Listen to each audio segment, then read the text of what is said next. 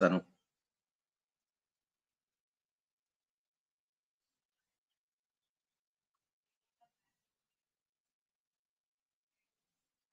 అంతరాయ తిమిరోపశాంతయే శాంత పావనమచింత్య వైభవం తం నరం వపుషి కుంజరం ముఖే మన్మహే కిమపి తుందిలం మహః వసుదేవసుతం దేవం కంసచాణూరమర్ధనం దేవకీ పరమానందం కృష్ణం వందే జగద్గురుం శ్రీకృష్ణం వందే జగద్గురుం. భగవద్బంధువులకు, ఆత్మస్వరూపులకు, సత్యాన్వేషులకు స్వాగతం, సుస్వాగతం. భగవంతుడు మనకు తను అందించిన ఇంద్రియాలు, వాటి ద్వారా మాత్రమే తనని అందుకునేలాగా చేశారు. ఈ ఇంద్రియాలలో అన్నిటికంటే కూడా ముఖ్యమైనటువంటిది నోరు. కాళ్ళు, చేతులు, కళ్ళు ఇలాంటివన్నీ ఏవైతే ఉన్నాయో అది రెండవది. మూడవది మనస్సు. మనస్సు అన్నిటికంటే కూడా గొప్పది, శక్తివంతమైనటువంటిది. ఈ మూడిటిని త్రికరణాలు అంటారు. మనస్సు, వాక్కు, కాయము. మనస్సు ద్వారా, వాక్కు ద్వారా, కాయము ద్వారా. కాయంతో మనం చేసేటటువంటి పూజలని మనం ఉపాసనలు అంటారని, ఇవే మనకు నోములు, వ్రతాలు ఇవన్నీ మనం ఏవైతే చేసుకుంటూ ఉంటామో అవి అని తెలుసుకున్నాం. ఉపదేశ సారంలో తెలుసుకున్నాము, ఇందులోపల కూడా తెలుసుకున్నాం.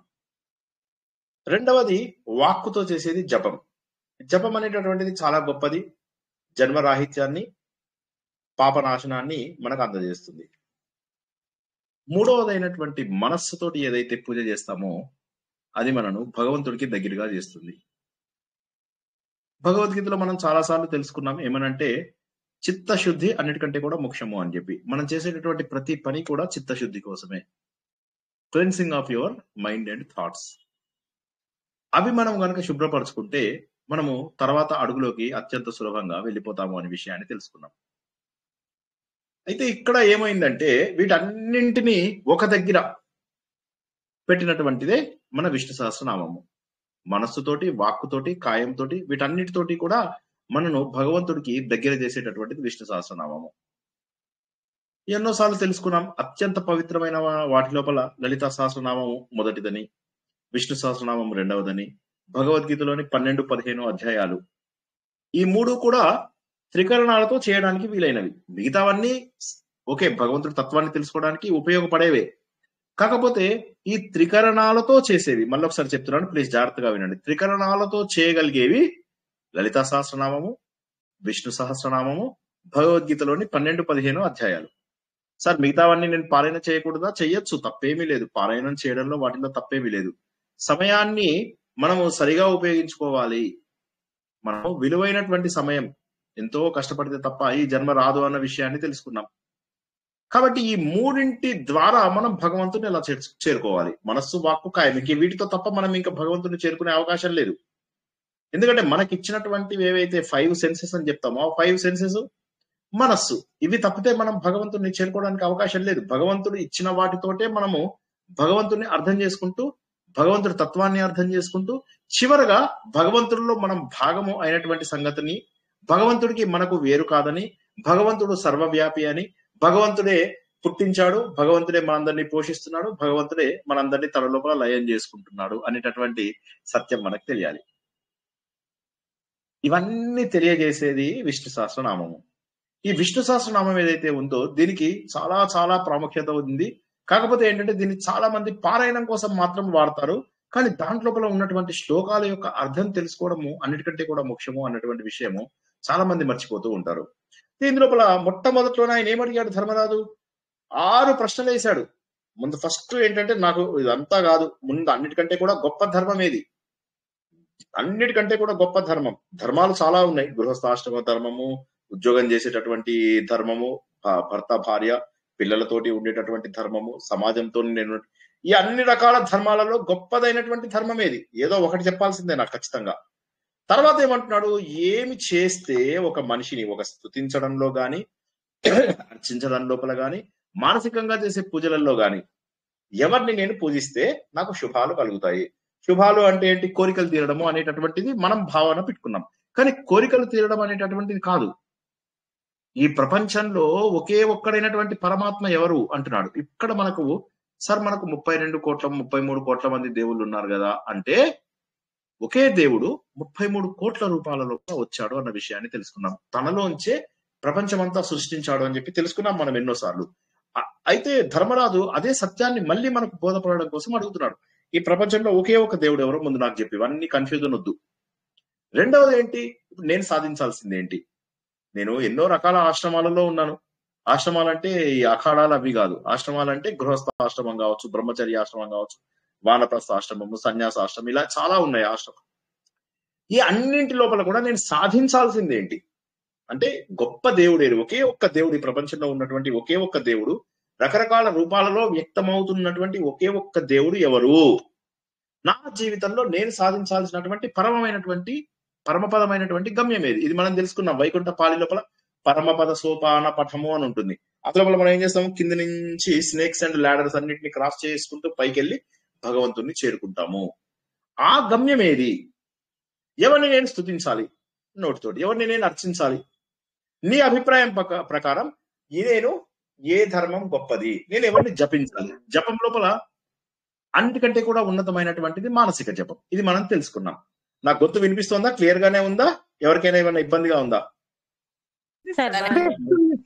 వినిపిస్తుంది, క్లియర్ గా ఉంది. ఇప్పుడు ఈ ప్రశ్నలు అర్థమైతే ఆన్సర్స్ అన్ని మనము భగవద్గీతలో తెలుసుకున్నాం, భాగవతంలో తెలుసుకున్నాం, లలిత సహస్రనామంలో తెలుసుకున్నాం, మళ్ళీ అవే జవాబులు ఇక్కడ కూడా తెలుసుకుంటాం. అంటే ఏంటంటే, భగవంతుడి తత్వము ఎక్కడ చదివినా వేరు కాదు, వేరు కాదు, వేరు కాదు, అన్ని కూడా ఒక్కటే. ఎక్కడ చదివినా ఏం చేసినా భగవంతుడి తత్వం ఒకటే. క్లియర్? అందరికంటే గొప్ప దేవుడు ఎవరు? నేను ఎవరిని మనోవాక్కాయాలతో ఆయనని పూజించగలగాలి? అన్నిటికంటే కూడా గొప్ప ధర్మం ఏది? నా జీవితం లోపల లక్ష్యం ఏది? ఇంతకు మించి ఏముంటాయి ఇంకా చెప్పండి? నన్ను ఈ జన్మ సంసార బంధనాల నుంచి విముక్తి చేసేటటువంటిది ఏది అనగానే ఒక్క ముక్క లోపల భీష్ముడు జవాబు చెప్పేశాడు. ఏమీ లేదు, నువ్వు ఈ ప్రపంచమంతటికి కూడా ఒకటే ప్రభువు, ఆయన దేవుళ్ళందరికీ కూడా దేవుడు. నువ్వు చూస్తున్నటువంటి 33 కోట్ల మంది దేవతలు అనేది అనుకుంటున్నావో వీళ్ళందరికీ ఒకటే దేవుడు, ఆయన స్వరూపమే వీళ్ళందరూ. అనంతుడు అంటే ఇన్ఫినిటీ, ఆయనకేమి ఎండ్ లేదు, ఆది ఎక్కడో అంతం ఎక్కడో తెలియదు. పురుషులలోకి కూడా ఉత్తముడు, ఇది మనం 15వ అధ్యాయంలో తెలుసుకున్నాం. మనమే పురుషోత్తముడుగా మారతాము. మానవుడు మాధవుడుగా, జీవుడు దేవుడుగా, నరుడు నారాయణుడుగా, పురుషుడు పురుషోత్తముడుగా మారతాడు అన్న విషయాన్ని తెలుసుకున్నాం. ఆయన యొక్క నామాలని ఎవరైతే భక్తితోని చేస్తారో, అంటే ఇందాక చెప్పినట్టుగా మనస్సుతోటి, వాక్కుతోటి, కాయంతోటి ఎవరైతే చేస్తారో, వాళ్ళని ఎవరైతే సరిగా ధ్యానం చేస్తారో, ఇంకా అసలు ఆలోచన లేదు, నువ్వు అన్నింటి నుంచి కూడా నువ్వు విముక్తి అయిపోతావు. ఇక ధర్మం అడుగుతున్నావు నువ్వు. అన్నిటికంటే గొప్ప ధర్మం ఏది? ఒకటే ఒక ధర్మం. అదేంటంటే, ఆ మహానుభావుణ్ణి, ఆ పుండరీకాక్షుడని, పుండరీకముల లాంటి అక్షములంటే ఈ కండు కలిగినటువంటి ఆ మహానుభావుణ్ణి పూజిస్తే చాలు. అంటే విశాల నేత్రాలు కలిగినటువంటి ఆ మహానుభావుని నువ్వు పూజిస్తే చాలు, అన్ని శుభాలు ఆయనే చేసుకుంటాడు. ఆయన సృష్టి స్థితి లయ, జనరేషన్, ఆర్గనైజింగ్ అండ్ డిస్ట్రాయింగ్. సృష్టి స్థితి లయ, పుట్టించడము, మనని పోషించడము, మనని తనలో కలుపుకోవడము, ఇవన్నీ చేస్తున్నటువంటి ఎవరైతే పరమాత్మ ఉన్నాడో ఆయనని ఒక్క మాటలో జవాబు ఇచ్చేశాడు. ఇక అసలు మిగతావన్నీ కూడా ఈ మాటల యొక్క ఎక్స్పాన్షనే. ఆ 6 బాగా గుర్తుంచుకోండి. ఆ 6 3 చాలా ఈజీ. ఏంటి? మనస్సు, వాక్కు, కాయంతో ఎవరిని నేను పూజించాలి, అయిపోయింది. 3 అయిపోయాయి. అన్నిటికంటే గొప్ప ధర్మం ఏది? అందరికంటే గొప్ప దేవుడు ఎవరు? నేను నా యొక్క జీవిత లక్ష్యం ఏంటి? గొప్ప దేవుడు నా జీవిత లక్ష్యము. నేను నాకు ఇక్కడి నుంచి మోక్షం ఎలా వస్తుంది? మనోవాక్కాయాలు ఏమిటి? నా ధర్మము, ఉత్తమమైనటువంటి ధర్మం ఏది? ఈ 6 ప్రశ్నలు గుర్తుంచుకుంటే మొత్తం విష్ణు సహస్రనామం వచ్చినట్టే. దాని జవాబు కూడా చెప్పేశాడు. ఈ ప్రపంచమంతా వ్యాపించి ఉన్నటువంటి ఒక మహానుభావుడు ఏదైతే ఉన్నాడో ఆ మహానుభావుడు అని చెప్పి. ఇక చివరిసారిగా చెప్తున్నాను, మళ్ళీ దయచేసి దండం పెడతా, మళ్ళీ సేమ్ క్వశ్చన్స్ అడగద్దు. మంత్రము, జపము, స్తోత్రము, వీటన్నిటికీ కూడా మనం ఇంకొకసారి లాస్ట్ అండ్ ఫైనల్ చెప్తున్నా. ఓకే? ఇది జాగ్రత్తగా ఇవాళ ఒక్కరోజు వినండి. ఇవాళ విని ఇంకా మళ్ళీ ఎప్పుడు కన్ఫ్యూజ్ అవ్వద్దు. ఓకేనా? ఫస్ట్ స్తోత్రము అంటే స్తుతి. జాగ్రత్తగా రాసుకునే వాళ్ళు రాసుకోండి కనీసం. స్తోత్రము అంటే స్తుతి. స్తుతి అంటే ఏంది? గొప్పవాడిని. భగవంతుడు గొప్పతనాన్ని ఎందుకు మనం స్తుతించాలి? ఎందుకంటే ఆ గొప్పతనాన్ని స్తుతిస్తే అప్పుడు మనకి ఏంటంటే మన లోపల భగవంతుడు గొప్పవాడు అనేటటువంటి భావన ఎక్కువై మనం భగవంతుని ప్రేమించడం మొదలవుతుంది. భగవద్గీతలో ఏం తెలుసుకున్నాం? మనం భగవంతుని ప్రేమించడం దాదాపు అసంభవం. ఎందుకంటే భగవంతుడు ఎక్కడున్నాడో తెలియదు. అలాంటప్పుడు ఎలా ప్రేమిస్తాం భగవంతుని? కాబట్టి భగవంతుని ప్రేమించాలి అంటే ముందు ఆయన గురించి ఎక్కువగా మాట్లాడుతూ ఉంటే అప్పుడు ఆయనను ప్రేమిస్తాం. యోగి ఆదిత్యనాథ్ ఇంత పని చేశాడు, యోగి ఆదిత్యనాథ్ అంత పని చేశాడు, మోడీ గారు ఇంత పని చేశాడు అని చెప్తే మనం ఏం చేస్తాం? వాళ్ళని కూడా ఆరాధించడం మొదలెడతాం. అదే విధంగా భగవంతుని స్తుతించాలి. దీన్ని స్తోత్రము అంటారు. రాసుకోండి. స్తుతి, స్తోత్రము. స్తుతి, స్తోత్రము. రెండవది ఏంటి? నామము. నామము అంటే ఏంటి? జస్ట్ పేరు. రామ అనేది పేరు, శ్రీనివాస్ పేరు, గౌరవ్ పేరు, కుశాల్ పేరు, లక్ష్మి పేరు, భారతి పేరు, జయంతి పేరు, మాధవి పేరు. ఇవన్నీ ఉత్త పేర్లు కాదు. ఒక్కొక్క అక్షరానికి ఒక్కొక్క దేవత ఉంటాడు. ఇది మనము ఎక్కడ తెలుసుకున్నాము? లలితా సహస్రనామం లోపల వశన్యాది దేవతలు ఉంటారు అని చెప్పేసి తెలుసుకున్నాం. ఆ 8 మంది దేవతలు 8 గ్రూప్స్ ఆఫ్ అక్షరాలకు లీడర్స్. ఆ నుంచి అహా వరకు ఒకడు, అవునా? కచట తప వర్గాలు ఏవైతే ఉన్నాయో వాటికి 5, యారాలవాకు ఒకరు, శేషాసాహకు ఒకరు. ఈ విధంగా 8 మంది మొత్తం శరీరంలో అంతటా వ్యాపించి ఉన్నారు దేవుళ్ళు. నువ్వు ఆ అంటే శక్తి వస్తుంది, ఊ అంటే శక్తి వస్తుంది, ఏ అంటే శక్తి వస్తుంది, విష్ణు అంటే శక్తి వస్తుంది, విశ్వ అంటే శక్తి వస్తుంది. వీటిని మనం భావనతో పెట్టాలి. ఆ భావం అంటే అర్థం ఏంటో తర్వాత తెలుసుకుందాం. భావం అంటే కేవలం ఫీలింగ్ కాదు. భావం అంటే ఏంటి అనే విషయం కొద్దిసేపట్లో తెలుసుకుంటాము. దీనిని నామము అంటారు. మళ్ళొకసారి చెప్తున్నా, నామము అంటే శక్తివంతమైన అర్థవంతమైన పదముల యొక్క కలయిక. శక్తివంతమైన అర్థవంతమైన అక్షరముల కలయిక. అక్షరముల కలయికని నామము అంటాము. స్తోత్రము అంటే భగవంతుని స్తుతించడము స్తోత్రము అంటాము. స్తోత్రం అయిపోయింది, నామం అయిపోయింది. మరి మంత్రం ఏంటి సార్? మంత్రం ఏంటంటే మన మనస్సుని పవిత్రం చేసేది మంత్రము. అంటే మా అంటే మననం, త్రా అంటే రక్షించేది, త్రాయతే, ఓకే, రక్షించేది. మననా త్రాయతే ఇది మంత్ర అని తెలుసుకున్నాం. మననం చేయడం ద్వారా మనం రక్షిస్తుంది. ఈ మంత్రం ఒక్కటి మాత్రం స్పెషల్. ఇది జపం లాగా కాదు. జపం ఏంటి? మనకు తెలిసినటువంటి ఏదో ఒకటి, శివాయ నమః, శివాయ నమః, శివాయ నమః. దానికి ఏ నియమాలు అవి ఏమి ఉండవు. అదే విధంగా నామం చేయడానికి ఏ నియమాలు ఉండవు. స్తోత్రం చేయడానికి ఏ నియమాలు ఉండవు. విష్ణు సహస్రనామం మీరు ఫస్ట్ పేజ్ నుంచి లాస్ట్ పేజ్ వరకు చదవండి. ఏమి తప్పులేదు. శుభ్రంగా చదవండి. ఏ రోజైనా చదవచ్చు, మీకు ఏం ప్రాబ్లం లేదు. మానసికంగా చేసినట్లయితే మీకు అసలు ఎలాంటి అపవిత్రాలు కూడా ఉండవు. స్నానం చేయని రోజులు కూడా మానసికంగా చదువుకోండి. ఇది స్తోత్రము, నామము, ఇక జపము. మంత్రం విషయం వచ్చేసరికి ఇప్పుడు మనం ఏమనుకున్నాము? మనం మననం చేయడం ద్వారా రక్షించాలి. దీనికి ఒక్కదానికి మాత్రం గురువు యొక్క ఉపదేశం ఉండాలి. ఇందులో మన బీజ అక్షరాలు ఉంటాయి. ఇవి చేసేటానికి కొన్ని నియమాలు ఉంటాయి. భూత శుద్ధి, ఉత్తిష్టంతు భూత పిశాచయతే వారక, ఇవన్నీ చేయడము, ముద్రలు, అంగన్యాస కరన్యాసాలు, ఛందస్సు, ఋషి, ఇవన్నిటితో మాత్రమే మంత్రాన్ని చేయాలి. ఇవన్నీ తెలియకుండా నాకెవడో మంత్రం ఇచ్చేసాడో ఆ మంత్రాన్ని నేను చదువుతాను అంటే అది కాదు. జపము వేరు, మంత్రము వేరు. జపము వేరు, మంత్రము వేరు. జపము వేరు, మంత్రము వేరు. నామము, స్తోత్రము, జపము, మంత్రము. ఇది 3 క్లాసుల్లో చెప్పాను. మళ్ళీ చెప్తున్నా. ఇవాళ లాస్ట్ అండ్ ఫైనల్. ఇంకోసారి నన్ను అడగకండి. ఇప్పుడు ఆపి ఒక్కసారి ఎవరైనా ప్రశ్న, ఈ 4 డౌట్ ఉన్న వాళ్ళు అడగండి నన్ను. మొహమాటం లేకుండా ఇవాళ అడగండి. ఇంకొక రోజు ఇంకా దీని గురించి మనం డిస్కస్ చేసుకోకూడదు.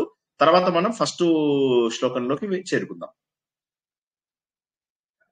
సార్, జపము అంటే ఏ నామాన్నైనా అలాగా మనం జపించుకోవడమేనా సార్?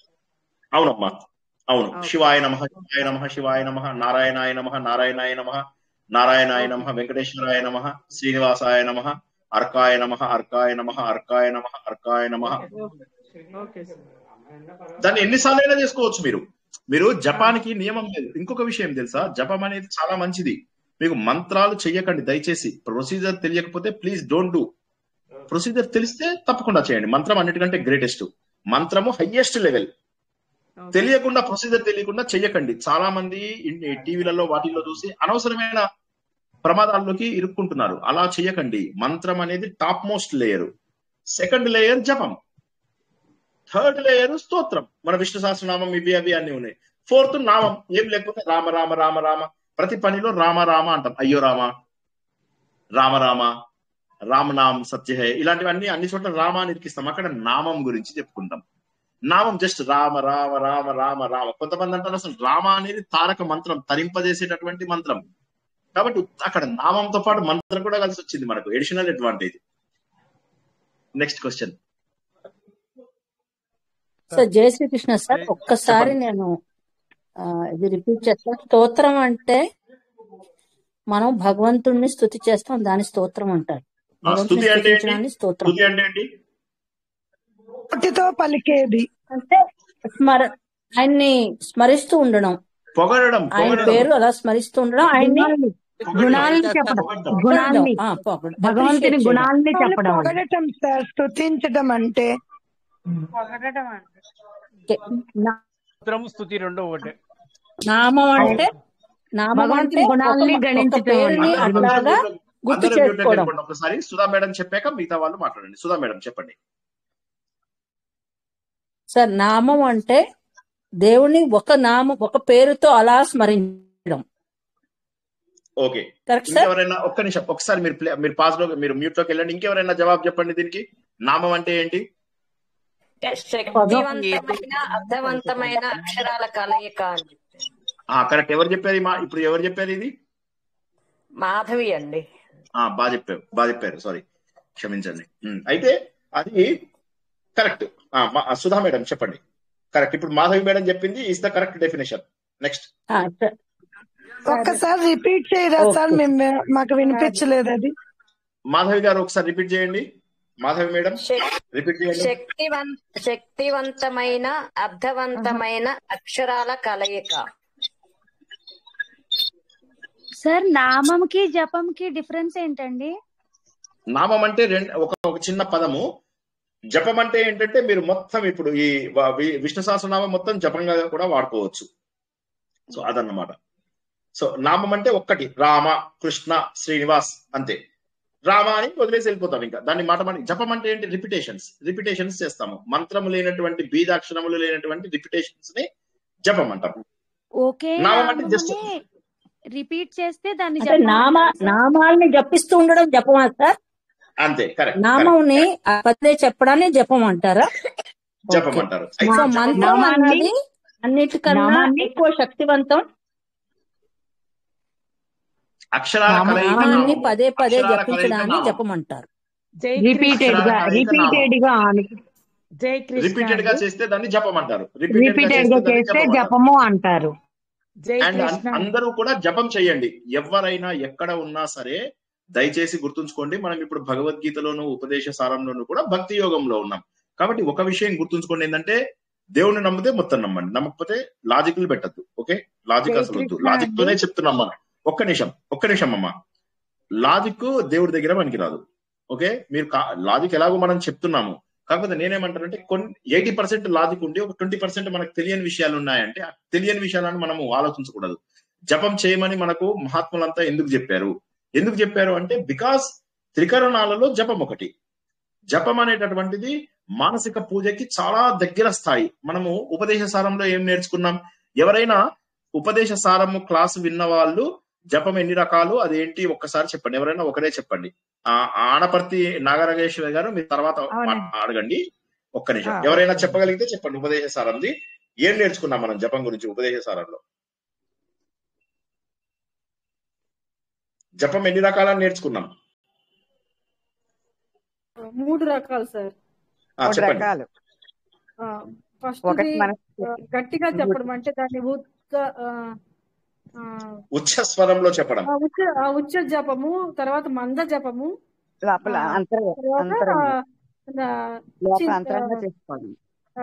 అంతరంగా చేసుకోవడం. కరెక్ట్. సో కాబట్టి మనస్సుతోటి దాదాపుగా మనస్సుకు సంబంధించినటువంటిది జపం. కాబట్టి జపం ఏదైతే ఉంటుందో దాన్ని ఒక్కొక్కసారి ఏంటంటే మానసికంగా చేసినప్పుడు జపముని ధ్యానంలో కూడా వెళ్ళిపోతారు కొంతమంది. ఫర్ ఎగ్జాంపుల్ ధ్యానం కొంతమందికి కుదరదు. వాళ్ళు ఏం చేస్తారు? రామ్ రామ్ రామ్ అని బయటికి అనకుండా మనసు లోపల ఊహించుకుంటూ భావించుకుంటూ లోపల రామ్ రామ్ అనుకుంటూ కొద్దిసేపటికి మనస్సుతోటి రామ్ రామ్ అనాల్సిన అవసరం కూడా లేదు. అదే మనస్సుని మనం కంట్రోల్ చేస్తాం. సో ధ్యానం వేణుగోపాల్ గారు చెప్పండి సార్. రామ్ రామ్ అన్నప్పుడు ఊర్ధ్వంగా చేస్తే మన పైన తైలధార వలె చేయొచ్చు. నేను చెప్పడం తైలధార వలె అనేది రామ్ రామ్ రామ్ అనేది మన గ్యాప్ ఇవ్వకుండా చేయనికి ఉంటది. రామ్ అనే అవును దానికి రెండు శివకేశవులు అనేది 2 అక్షరాలు. అవును ఆ 2 చెప్పండి సార్. అవును రామ్ అంటే అవును రా సరే అనేదానికి చెప్తా మా అనేదానికి అది చెప్తా ఒకటి. ఆ, చెప్తాను చెప్తాను చెప్తాను సహస్రానికి తగులేటట్లు చేయొచ్చు అని నాకు ఒక ఆలోచన. రామ్ అవును అనేది ఊర్ధ్వానికి శ్వాస తీసుకొని పైకి చేయాలి. నేను అది చేస్తున్నాను. అది కరెక్టా కాదా? కరెక్టే. అది ఇప్పుడు కరెక్టా కాదా? మీరు చెప్పిన దానికి చిన్న ఇది రామ అనేటటువంటిది శివుడికి కేశవుడికి సంబంధించింది. ఎందుకని యా రా లాభ అనేటటువంటి గ్రూప్ లోపల రా అనేది 2వ అక్షరం, 2 పక్కన పెట్టుకోండి. తర్వాత మా అనేటటువంటిది పాప బాప మా అనే దాంట్లో 5వ అక్షరం. 2 × 5 = 10. రామ అంటే అక్షరాల బట్టి 10 సార్లు చేసినట్టు. అక్షరాల బట్టి రామ అంటే 10 సార్లు చేసినట్టు లెక్క. రామ రామ రామ అంటే 10 × 10 × 10 విచ్ ఇస్ 1000. అందుకే ఏమంటారు శ్రీరామ రామ రామ ఇది రమే రామే మనోరమే. మనస్సుతోటి కనుక మనం రమిస్తూ అన్నట్లయితే సహస్రనామం 1000 నామములు తత్ అది తుల్యం సమానము. సహస్రనామ తత్ తుల్యం అని చెప్పేసి అంటారు. కాబట్టి రామ రామ రామ అంటే మనము అక్షరాల బట్టి 1000. సరే అంతేకాదు ఓం నమ శివాయ తర్వాత నమ శివాయ లోపల మా అనేది 2వ అక్షరం. నమో నారాయణాయ లోపల మనకు రా అనేది 5వ అక్షరం. ఈ విధంగా మనం 5 × 2 ఇక్కడ తీసుకున్నా కూడా 10 అవుతుంది. మళ్ళీ 10 × 10 × 10 అంటే 1000 అవుతుంది. 1000 సార్లు శివుడిని కేశవుడిని తలుచుకున్నంత గొప్పది. ఇది ఒక్క రామ మంత్రంకే కాదు నేను చెప్తున్నది. ప్రతి పేరుకి శ్రీనివాస్ అనే పేరు కూడా మీరు తలుచుకుంటే, నా పేరు కాదు వెంకటేశ్వర స్వామి పేరు తలుచుకున్నా కూడా మీకు అలా మళ్ళీ దాని వెనకాల ఒక లాజిక్ ఉంటుంది. ఇవన్నీ మనం చెప్పలేకపోయాం. ఇవన్నీ వాళ్ళు ఏం చేశారంటే భగవంతుడు మనకు అందించినవి. శ్రీనివాస్ అన్నాడు, భార్గవి అన్నాడు, హైమ అన్నాడు, సుధా అన్నాడు, ఇలా రకరకాల పేర్లు. వీటన్నిటి వెనకాల ఒక గొప్ప శక్తి ఉంది. నామములలో గొప్ప శక్తి ఉంది. కాబట్టి నామములు చేశారు, తర్వాత స్తోత్రం చేశారు. సుధా మేడం ఇప్పుడు జపము, తర్వాత సుధా మేడం కాదు, ఇందాక ఎవరో క్వశ్చన్ అడిగితే నేను ఆపాను. మేడం గారు అనపర్తి గారు చెప్పండి. నాకు వచ్చిన డౌట్ అది ఏంటంటే, ఇప్పుడు అష్టోత్తరం చదువుతాం కదండి, లక్ష్మీ అష్టోత్తరం, లలిత అష్టోత్తరం, అవి ఖాళీగా ఉన్నప్పుడు కూడా అవి రోజు చదువుతాం. రజత చల శృంగార మధ్యస్థాయ నమః అనుకుని మామూలుగా అలా చదువుకుంటూ పడుకుంటాము నిద్ర రాపైన. దాన్ని జపం అంటారు కదండి. అంతే అంతే అంతే. స్తోత్రము లేదా జపం. అది రిపీట్ చేస్తే జపము. వినండి ఒక్క నిమిషం. రిపీట్ చేస్తే జపము. రిపీట్ చేయకుండా భగవంతుడి యొక్క లక్షణాలను పొగుడుతూ లేదా వర్ణిస్తూ చెప్తే దాన్ని స్తోత్రం అంటారు. స్తోత్రం అంట. ఇప్పుడు మరి భగవద్గీత స్తోత్రమే కదా. అయితే భగవద్గీత చదువుతాము. భగవద్గీత ఓ 10 శ్లోకాలు చదువుతాను, లేకపోతే 12వ అధ్యాయం చదువుతాను. 12 చదివితే మీకు అది స్తోత్రంతోటి జపంతో మంత్రంతో సమానం. భగవద్గీత లోపల వినండి ఒక్క నిమిషం నా మాట వినండి. భగవద్గీతలో 12, 15 అధ్యాయాలు. విష్ణు సహస్రనామము, లలిత సహస్రనామము, ఇవి మీరు మంత్ర రూపంలో, జపం రూపంలో, నామ రూపంలో, స్తోత్ర రూపంలో 4 రకాలుగాను చేసుకోవచ్చు. అలాగే ఓకేనమ్మా, క్లియర్? అంటే ఇప్పుడు ఇప్పుడు ఇది జపం గురించి చెప్పారు, స్తోత్రం గురించి చెప్పారు.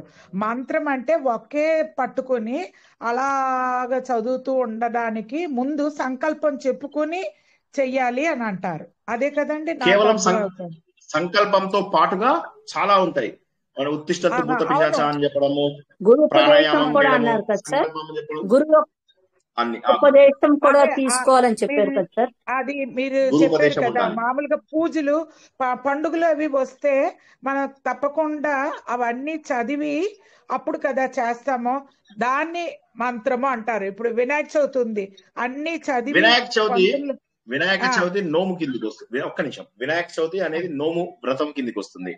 మంత్రము అనేది ఏంటంటే, వినండి ఒక్కసారి. శివాయ నమః అనేది మంత్రం. ఓకే, దీన్ని ఓం నమ శివ, ఓం పెట్టామంటే బీజాక్షరంతో కూడినటువంటి పవర్ఫుల్ మంత్రం. ఓం నమో నారాయణాయ, హ్రీం అనేది, రమ్ అనేది, గమ్ అనేది, గమ్ గణపతి నమః, రమ్ రామచంద్రాయ రామభద్రాయ నమః, ఆ తర్వాత హ్రీం హరిమర్కటాయ నమః, తర్వాత క్లీం కృష్ణాయ గోవిందాయ గోపీజన వల్లభాయ నమః. ఇవన్నిటి మంత్రములు అంటారు. మంత్రములు అంటే ఒక బీజాక్షరంతో స్టార్ట్. ఒక్కసారి ఇప్పుడు మీరు జై శ్రీకృష్ణ అంటారు, విశ్వాస నమో నారాయణ అంటారు. ఇవి మేము మామూలుగా చదవచ్చా, లేకపోతే అలా చదివితేనే, ఇప్పుడు మీరు చెప్తున్నట్టు చదివితేనే అది మంత్రం అవుతుందా? మంత్రము కేవలము పద్ధతితో చేస్తేనే మంత్రం, లేకపోతే మంత్రం కాదు. ఓకే అండి, ఇప్పుడు మొత్తం ముందు ప్రొసీజరు, తర్వాత ప్రొసీజరు, పూర్వ ప్రొసీజరు, ఉత్తర ప్రొసీజర్స్ ఉంటాయి. అవన్నీ ఫాలో అయినదే మంత్రం. ఉదాహరణకి నేను గాయత్రి మంత్రం చేయాలనుకోండి, గాయత్రి మంత్రం దీర్ఘ మంత్రం అంటాం. హ్రస్వ మంత్రాలు, దీర్ఘ మంత్రాలు అని రెండు ఉంటాయి. ఎవరో నోట్స్ రాశారు, అర్చన ఎవరో నోట్స్ కూడా రాశారు. అర్చన మీరు గ్రూప్ లో పెట్టారా అది నోట్స్? వీలైతే గ్రూప్ లో పెట్టగలరా? మీరు రాసింది నాకొక్కరికే పంపించినట్టున్నారు. అర్చన ఉన్నారా గ్రూప్ లో? ఉన్నాను కానీ విష్ణు సహస్రనామ పెట్టలేదు. వీలైతే గ్రూప్ లో పెట్టండి, మీరు కొత్త ఇప్పుడు నోట్స్ ఈకే మాస్టర్వి నేను లిటరేచర్ చదివానండి, వాళ్ళ శిష్యుడిది. ఆయన గాయత్రి మంత్రం ఇచ్చేసారు అని అంటారు అనమాట. ఆయన గాయత్రి మంత్రాన్ని అందరికీ పబ్లిసిటీ చేస్తారు, చేసుకోండి అని. గురువు పరంపర వస్తుంది ఈకేది.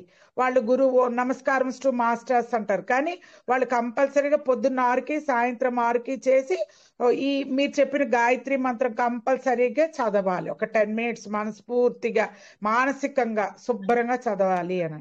అది మంత్రమే కదా. గాయత్రి మంత్రము ఎవరు పడితే వారు చేయకూడదు. గాయత్రి మంత్రము ఖచ్చితంగా తండ్రి గాని గురువు గాని ఉపదేశించాలి. పూర్వముద్రలు, ఉత్తర ముద్రలు, తర్వాత అంగన్యాస కరన్యాసములు, శక్తి కీలకము, గాయత్రి ఛంద, విశ్వామిత్ర ఋషి, సవితా దేవత, ఇవన్నీ చెప్పుకుంటూ అన్ని చేస్తూ అంగన్యాస కరన్యాసాల ద్వారా మాత్రమే చెయ్యాలి. ఎవరైనా వేరే పద్ధతిలో వేరే పద్ధతి పాటించకండి. అది మంత్రం కాదు. అయితే అది మంత్రం ఎలా అవుతుంది? మంత్రం కాదు. కానీ అసలు గాయత్రి మంత్రము ఉపదేశం లేకుండా చేయడం కోసమని ఒక కొత్త పద్ధతి ఉంది. సర్వ చైతన్య రూపాంతం అనేది ఒకటి ఉంది కదా, అది చేసుకోవచ్చు. తర్వాత ఇంకోటి ఏదో కూడా చెప్పాను నేను అందరికి. సర్వ చైతన్య రూపాంతం ఒకటి, ఇంకోటి ఏదో చెప్పాను. జియో ధర్మాది గోచర ప్రేరేత ఇంకోటి ఏదో చెప్పాను. 2 చెప్పాను. ఆ 2 చదవచ్చు, అప్పుడు ఎప్పుడైనా చదువుకోవచ్చు. అవి గాయత్రి మంత్రం అట్లా చెప్పకూడదా సార్? అది ఎప్పుడు ఓం భూర్భువః స్వః మనకు గురువు యొక్క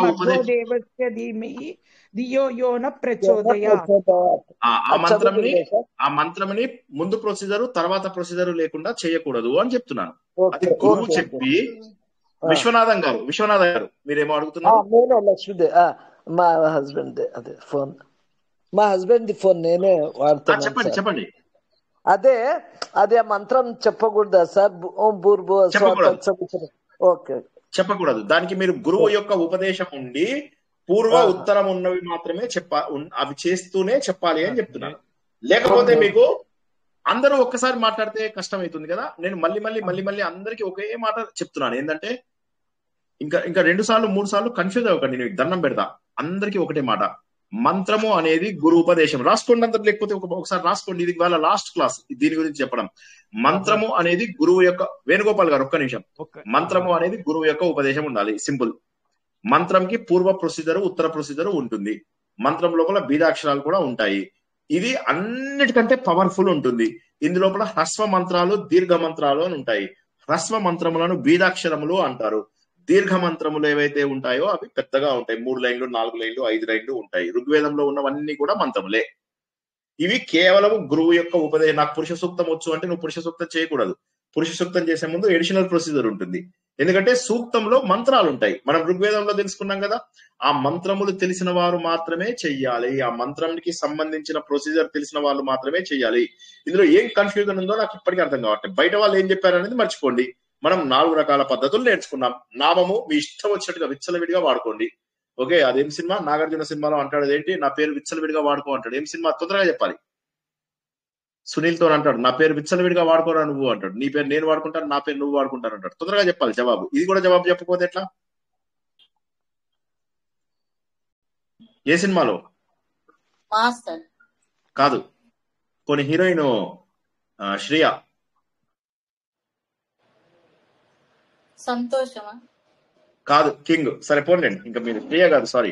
ఆమె పేరేంది? త్రిష కింగ్ సినిమాలో. ఎనీవే, కాబట్టి ఏంటంటే వేణుగోపాల్ అయితే ఇప్పుడు ఇక్కడ మనకు క్లియర్ ఏంటంటే, వెరీ క్లియర్ ఏంటంటే, నామం అనేది జస్ట్ పేరు, విచ్చలవిడిగా వాడుకోండి. రెండవది ఏంటి? స్తోత్రము. స్తోత్రం చక్కగా కొద్దిగా పవిత్రంగా ఉండి చేసుకోండి.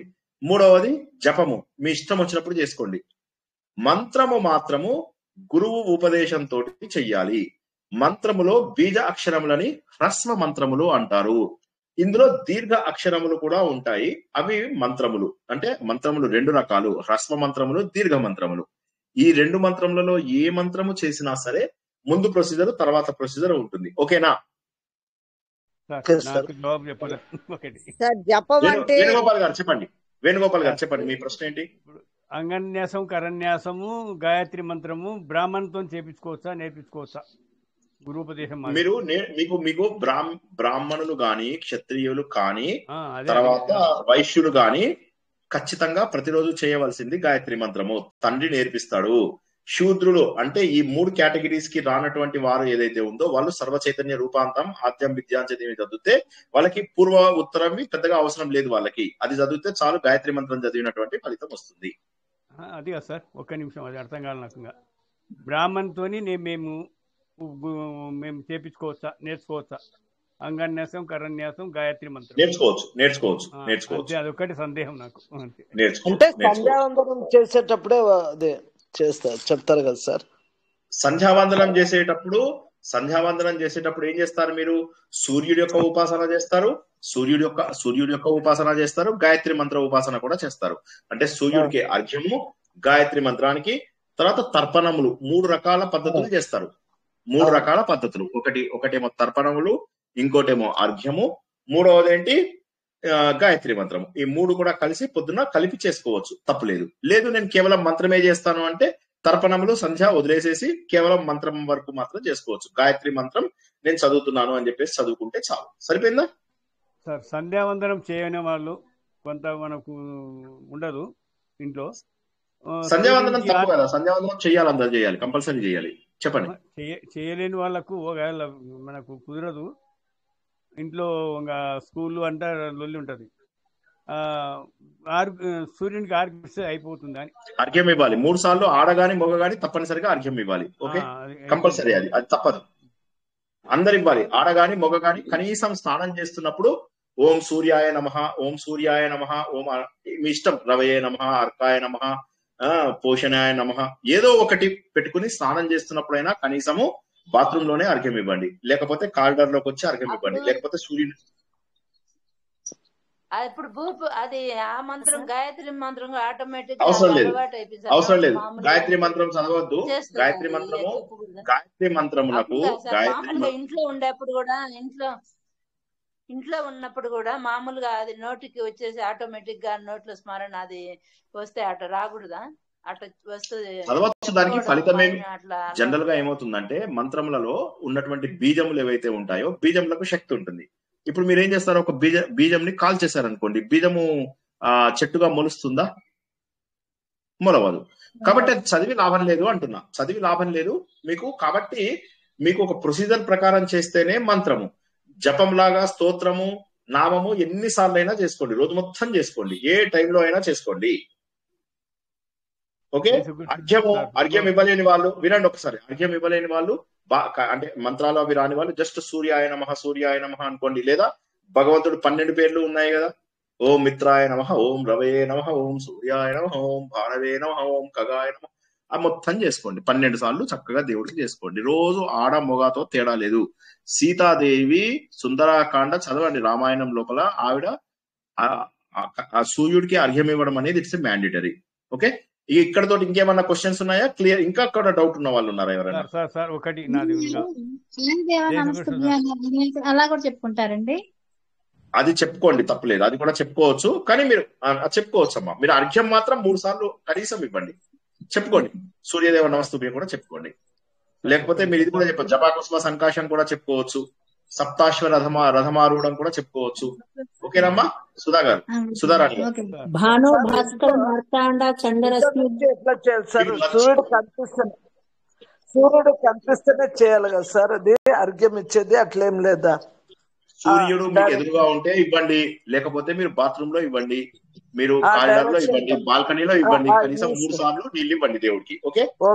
ఈస్ట్ డైరెక్షన్ ఫేస్ చేసి ఇవ్వాలంతే. ఈస్ట్ డైరెక్షన్ అండ్ సాయంత్రము వెస్ట్ డైరెక్షన్ లో ఇవ్వండి. బాత్రూమ్ ఇవ్వాలనా? మీ ఇష్టము. మీరు స్నానం చేస్తున్నప్పుడు ఇచ్చుకోండి, మీకు ఓపిక లేదు టైం లేదు అంటే కనీసం బాత్రూమ్ లో ఉన్నప్పుడైనా స్నానం మొత్తం అయిపోయిన తర్వాత ఒకసారి ఇచ్చేసుకోండి, తూర్పు వైపు తిరిగి సరిపోతుంది. టైం ఉంది చక్కగా బాల్కనీలోకి వచ్చి ఇచ్చుకోండి, సూర్యుడు ఎదురుగా ఉంటే మంచిగా డాబా మీదకి వచ్చి ఇచ్చుకోండి. ఓకేనా? ట్యాంక్ వాటర్ తోటి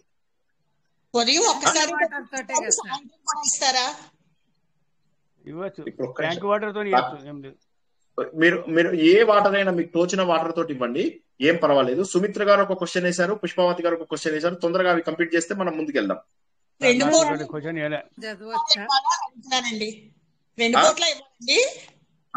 సరే, ప్రశ్నగా ఎవరికైనా ఉంటే అడగండి. కింద పోయాలా లేకపోతే మొక్కల్లో పోసుకోవాలా? బాల్కనీలో చేసుకోవచ్చు. నీళ్లలో పడేలాగా పోస్తే మంచిది, నీళ్లలోంచి తీసి నీళ్లలో పాండులో పడేలాగా చేస్తే మంచిది. లేకపోతే చెట్లలో పడ్డా పర్వాలేదు, లేకపోతే మీరు నేల మీద పడ్డా కూడా పర్వాలేదు. జనరల్ గా ఏంటంటే నన్ను ఒక్కసారి మీకు దండం పెడితే ఒక్కసారి నన్ను చెప్పనియండి. ఇది చేతులు ఉన్నాయా? ఈ మునివేళ్ల మీద నుంచి ఇలా అనాలి. ఒక్కసారి జాగ్రత్తగా వినండి. ఈ మునివేళ్ల నుంచి వెళ్ళాలి, ఈ వేళ్ల నుంచి వెళ్ళాలి. వేణుగోపాల్ గారు ఇప్పుడు అడగండి. ఇప్పుడు భాగవతం చదువుతాం అనుకోండి, భాగవతం సుందర చైతన్య అనేది 1వ భాగం 2వ భాగం ఉంది నా దగ్గర. స్నానం చేసి చదవాలన్నా ఈవినింగ్ ఒకవేళ భాగవతం మీరు ఎప్పుడైనా భాగవతాన్ని మీరు నోముగా ఇలా పెట్టుకుని చదివితే మీరు దానికి ఒక పద్ధతిగా ప్రకారం చేయాలి. మామూలుగా దాన్ని నాలెడ్జ్ కోసం చదివితే సోఫాలో కూర్చొని చదివినా కూడా తప్పలేదు. దాన్ని మీరు ఒక పద్ధతిగా నేను 9 రోజుల్లో పూర్తి చేస్తాను, 10 రోజుల్లో పూర్తి చేస్తాను అనుకునేటట్టయితే మీరు ఏం చేయొచ్చు అంటే భాగవతాన్ని దేవుడి దగ్గరే కూర్చుని స్నానం చేసి పూజా విధిగా చేయాలి. భాగవతంలో స్టార్టింగ్ లోనే ప్రొసీజర్ ఉంటుంది, ఆ ప్రొసీజర్ ప్రకారం చేయాలి. అలా కాదు నేను కేవలం నాలెడ్జ్ కోసం చదువుతాను అన్నప్పుడు మీ ఇష్టం, మీరు ఎప్పుడు చదివినా నో ప్రాబ్లం, ఎక్కడ కూర్చొని చదివినా నో ప్రాబ్లం. సరేనా? స్నానం చెప్పినా పర్లేదు సార్. మీరు అసలు బుక్కుని నాలెడ్జ్ కోసం చదివినప్పుడు ఏమీ పర్వాలేదు. కానీ మీరు దాన్ని ఒక పద్ధతిగా 9 రోజుల్లో కంప్లీట్ చేస్తాను, 10 రోజుల్లో కంప్లీట్ చేస్తాను, 42 రోజుల్లో కంప్లీట్ చేస్తాను అన్నప్పుడు నియమంలో మీకు వర్తిస్తాయి. శ్రీనివాస్ సూర్యుడికి అర్ఘ్యం ఇచ్చేటప్పుడు ఒక చేతిలో వేసుకుంటాం కదా, అప్పుడు ఒక చేతితోటి ఇచ్చినట్టు అవుతుంది, పర్వాలేదు కదా? రాదు, 2 చేతులతో తీసుకోండి, 2 చేతుల్లో ఉంచి 2 చేతుల ఇలా వదిలేయండి. అంటే మేము రాగి చెంబుతోటి అలా వేస్తున్నానండి. రాగి చెంబుని పక్కన పెట్టుకుని చేతిలో వేసుకుని వేయండి. ఓకేనా? ఇంకో సపోర్ట్ తో వేయాలి. సపోర్ట్ ఎందుకు? పక్కన పెట్టుకోండి, రాగి చెంబుని పక్కన పెట్టుకోండి. ఏమైతుంది? 2 చేతుల్లోకి వెయ్యాలి అంటే ఇంకోటి వెయ్యాలి కదా. మీరేం పర్వాలేదు, కొన్ని చేతుల్లో ఒక చేతిలో నీళ్లు తీసుకొని 2 చేతుల్లోనూ సర్దుకోండి. గిన్నెలోకి తీసుకోవచ్చు కదా, ఒక గిన్నెలో నీళ్లు పెట్టుకొని దోశలతో తీసుకొని వేయచ్చు, ఇంకొకటి సహాయం ఎందుకండి? వేయచ్చు. కరెక్ట్. ఓకే, ఇప్పుడు మంత్రం గురించిన డౌట్స్ అడగండి, మిగతా ఏం అడగద్దు ప్లీజ్. మంత్రం అంటే ముందు అందరికి అర్థమైందా కాలేదా? కేవలం మంత్రానికి సంబంధించిన ప్రశ్నలే అడగండి. లాస్ట్ క్వశ్చన్ ఇది. నేను అడుగుతాను. మోహిని గారు అడగండి. మోహిని గారు. సార్ నేను ఓం నమో భగవతే వాసుదేవాయ వాసుదేవాయ ధీమహి ప్రద్యుమ్నాయ సంకర్షణాయ అని చదువుతాను సార్. అది భాగవతంలో ఒక దగ్గర ఉన్నది, అది చదువుకోవచ్చా సార్? నేను జపం చేసుకోవచ్చా? జపంగా చేసుకోండి కానీ దాన్ని మంత్రంగా మీరు అనుకున్నట్లయితే దానికి ప్రొసీజర్ ఉంటుంది. మీకు ఎవరైనా ఇచ్చారా? గురువులు వాళ్ళు ఎవరైనా ఇచ్చారా? లేదు సార్, నేను భాగవతం చదివినప్పుడు నారదుడి తాలూకా పూర్వ వృత్తాంతంలో ఉన్నదండి. అది నేనేమన్నానో మీకు జవాబు ఇవ్వట్లేదు, మీరు నేను అన్నదానికి జవాబు ఇవ్వడం లేదు. ఇవ్వలేదు సార్. గురువు ఇవ్వకపోతే మంత్రం కాదు. ఓకేనా? గురువు ఇవ్వకపోతే మంత్రం కాదు, మామూలుగా అనుకోవచ్చు, జపం రూపంలో చేసుకోవచ్చు. సరే sir, thank you sir. Thank you. Okay, ఇప్పుడు మనం తెలుసు సుధారాణి గారు లాస్ట్ క్వశ్చన్ చెప్పండి. మంత్రం గురించి అడగండి. శివాయ నమః అనాలన్నా? ఓం నమ శివాయ అని మన 108 సార్లు మన చంద్రమాల తీసుకొచ్చుకున్నానండి. శివాయ నమః. మీరు ఒకటే చెప్తున్నానండి, మీరు ఏదైనా కూడా జపం చేయొచ్చు. జపం మీరు ఏదైనా శివాయ నమః అనొచ్చు, నారాయణ ఓం నమ శివాయ ఓన్లీ ఓం అనకూడదని చెప్పే కదా, ఓం బీజ మంత్రం అవుతుంది. సరే, థ్యాంక్ యూ.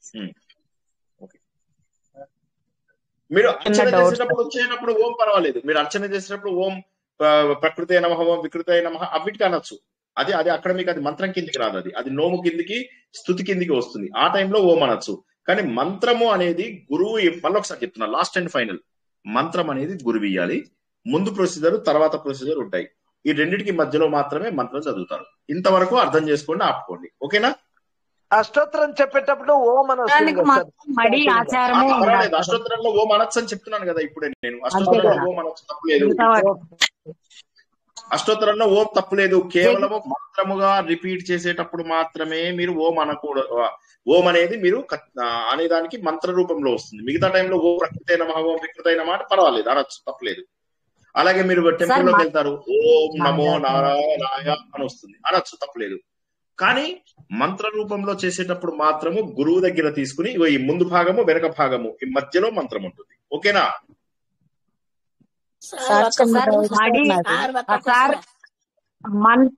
మంత్రము అన్నదానికి మాత్రమే మడి ఆచారము ఇవన్నీ గురువు, ఉండాలి కదండి. గురువు, దేవత, ఋషి, ఛందస్సు, బీజము, కీలకము, తర్వాత అంగన్యాసము, కరన్యాసము ఇవన్నీ వస్తాయి మంత్రం అనే దానికి. ఓకేనా? ఇవన్నీ సాంప్రదాయము చేసిన తర్వాతే మంత్రము చదవాలి, లేకపోతే చదవకూడదు. దాని బదులు జపం చేసుకోండి, హ్యాపీగా జపం చేసుకోండి కదా. శివాయ నమః అనుకోండి, నారాయణాయ నమః అనుకోండి, స్కందాయ నమః అనుకోండి, ఎన్ని వందల పేర్లు ఉన్నాయి. అన్ని సర్వదేవ నమస్కారం కేశవం ప్రతిగచ్చతి. ఓకే, ఇప్పుడు ఈ విధంగా మనం మంత్రాల గురించి తెలుసుకున్నాము. తెలుసుకున్న తర్వాత మరి ఇవన్నీ రకాల పద్ధతులలో చేయగలిగేటటువంటివి మూడే ప్రపంచంలో. మనం నేర్చుకున్న 4 పద్ధతులలో చేసేవి ఏమేమి చేసుకోవచ్చు మనము? విష్ణు సహస్రనామము, అన్నిటికంటే గొప్పదేది లలిత సహస్రనామము, సెకండ్ గొప్పదేది విష్ణు సహస్రనామము, థర్డ్ గొప్పదేది 12-15 అధ్యాయాలు ఆఫ్ భగవద్గీత. ఈ మూడు మటుకు మీరు తప్పకుండా ఈ మూడిట్లో ఏదో ఒకటి చెయ్యండి. ఇప్పుడు నేనేం చేస్తానంటే గాయత్రి ఎలాగో చేయాలి తప్పదు కాబట్టి చేస్తాను. 12-15 కంపల్సరీగా చదువుతాను. నా పిల్లలు కూడా 12-15 చదువుతారు. చదివితే అది మంత్రంతో సమానం అవుతుంది, అది గుర్తుంచుకోండి. సో అదే ఇప్పుడు ఇక్కడ ఏమన్నాడు ఈయన, భీష్ముని అడుగుతా, ఆయన ఏమన్నాడంటే నువ్వు మంత్రంగా చేసుకో, జపంగా చేసుకో, ఏడాయినా చేసుకో, మనోవాక్కాయలతో this will be suitable for everything అని చెప్పేసి చెప్తున్నాడు.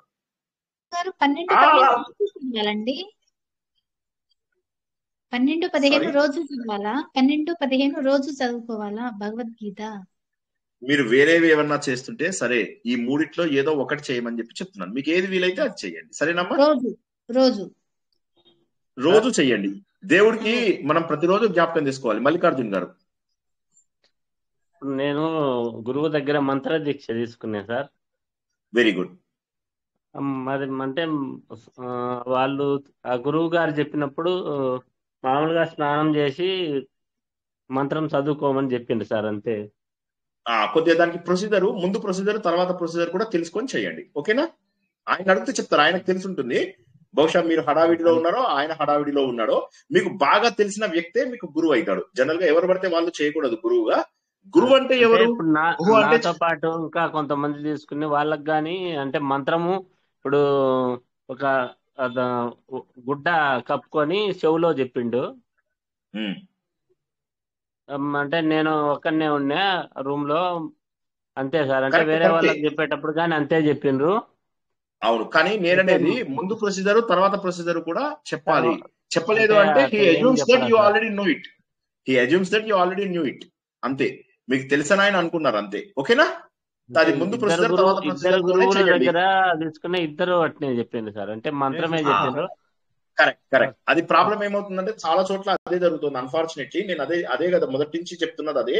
ఎప్పటికీ కూడా అందరూ గుర్తుంచుకోండి, ఇక్కడ ఈ గ్రూప్ లో ఉన్నటువంటి 100 మందికి ఒకటే మాట నేను చెప్పేది ఏంటంటే, మంత్రం అనే దానికి ముందు ప్రొసీజర్ తర్వాత ప్రొసీజర్ తప్పనిసరి. ఇంకేక మీరు వేరే దీనికి నో డిస్కషన్. ఓకే, మంత్రము అంటే మననాత్ రాయతే ఇది మంత్ర. మంత్రానికి ఉన్నటువంటి మినిమం క్యారెక్టరిస్టిక్స్ ఏంటి? 7-8. అందులోపల బీజము, ఋషి, ఛందస్సు ఇవన్నీ రావాలి. అంగన్యాసము, కరన్యాసము, దేవత, ఇవి కనీసం ఉండాలి. ఇంకా తర్వాత కూడా ఉంటాయి, యోని, కీలకము ఇవన్నీ కూడా ఉంటాయి. అవన్నీ చేసి ముద్ర చేసి మళ్ళీ దిగ్బంధం చేసి మంత్రం అంతా అయిపోయిన తర్వాత దిగ్విమోకం చేసి ఇవన్నీ చేస్తేనే అది మంత్రము. ఓకేనా?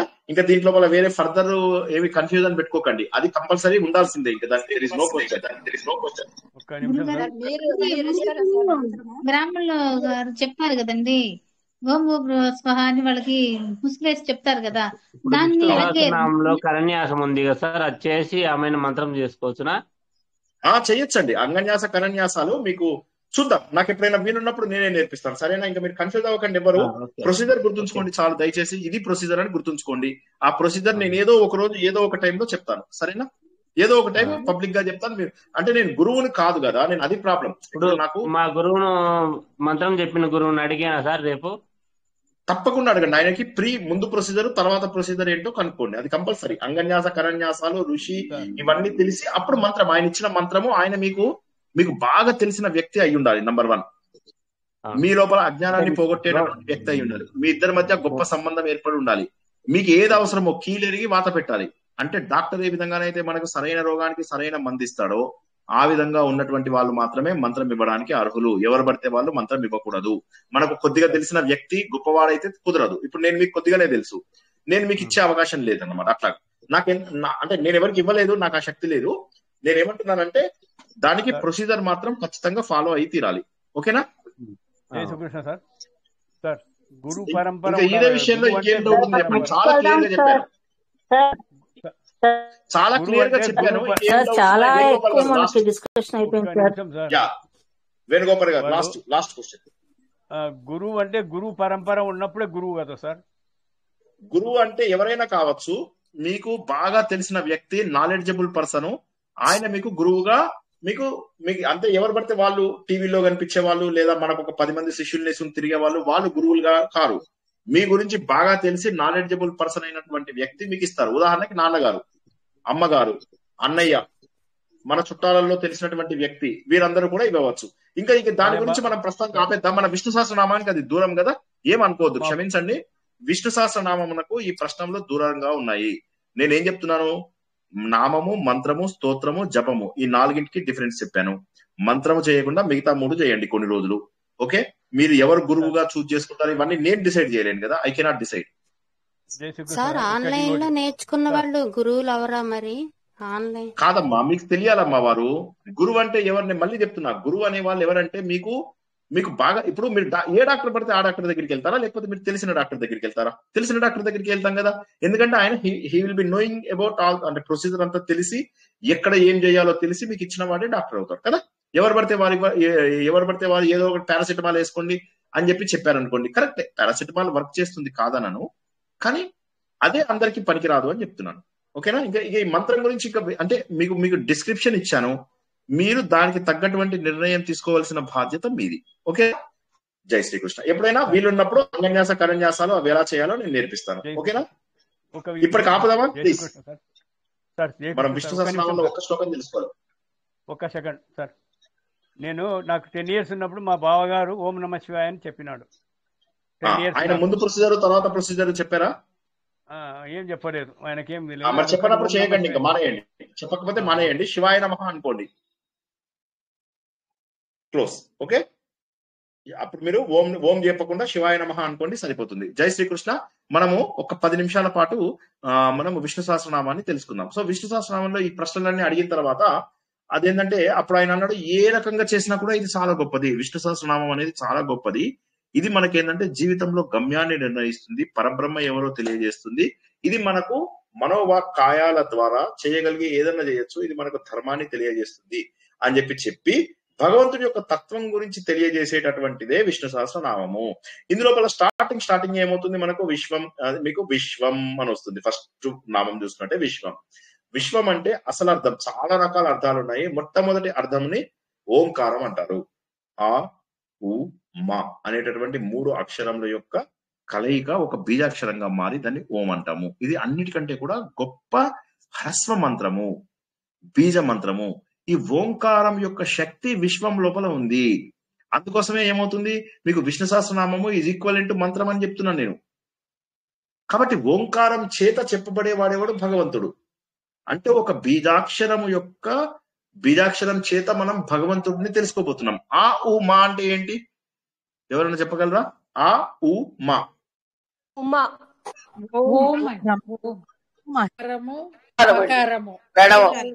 ఓంకారం అవుతుంది. ఈ ఆవు మా అంటే సృష్టి స్థితి లయ అని గుర్తుంచుకోండి. రాసుకునే వాళ్ళు నోట్స్ రాసుకోండి, తర్వాత వినండి. ఏమైతుందంటే ప్రాబ్లము, క్లాస్ అయిన తర్వాత మీరు కొద్దిగా 1 గంట మళ్ళీ ఒకసారి వినండి, చాలా చక్కగా అర్థమవుతుంది. మీరు ఒక్కసారి క్లాస్ అయిపోయిన తర్వాత పడుకునేటప్పుడు పక్కన పెట్టుకొని పడుకోండి చక్కగా. చక్కగా అన్ని అర్థమవుతాయి. ఒకసారి కొద్దిగా ఓపిక చేసుకోండి. ఎందుకంటే ఇప్పుడు దేవుడి వైపు వెళ్ళాల్సిన వాళ్ళకి చాలా ఆఫ్టర్ ఒక కార్ డ్రైవింగ్ ఎన్ని రోజులు కష్టపడతామో ఆలోచించండి please. This is a request. ఆ ఉ మా ఆ ఈ మూడింటి యొక్క కలయిక అద్భుతమైనటువంటి బీజాక్షరము. ఆ ఉ మా అంటే సృష్టి, స్థితి, లయము. ఈ మూడు చేసేవాడు భగవంతుడు, గాడ్. ఆయన వల్ల డిస్క్రైబ్ చేసేది విశ్వము. కాబట్టి విశ్వము అంటే ఆ ఉ మా అనేటటువంటి ఓంకారము అని ఒక అర్థం మనము ఇక్కడ తెలుసుకుంటాం. ఇక విశ్వం అంటే అదేనా? కాదు. విశ్వం అంటే ఈ జగత్తు. ఈ జగత్తంతా కూడా ఉన్నటువంటి వాడెవరు? భగవంతుడు. ఇంకెవ్వరు లేరు, భగవంతుడు. ఆ భగవంతుడిని మనం తెలుసుకుంటున్నాం కాబట్టి ఆయననే విశ్వం. ఈ విశ్వానికి కారణం ఎవరు? ఒకసారి ఆలోచిద్దాం. మనం ఏం తెలుసుకున్నాం? నాసదీయ సూక్తం లోపల దేవుడికి రూపం లేదని చెప్పి తెలుసుకున్నాం. ఋగ్వేదం అందరూ ఏంటంటే అన్ని క్లాసులు అటెండ్ అవ్వండి. అన్ని క్లాసులు అటెండ్ అవుతుంది ఏంటంటే ఇందులో వస్తూ ఉంటుంది కాబట్టి నాకు చెప్పడానికి సులభం అవుతుంది, మీరు వినడానికి సులభం అవుతుంది.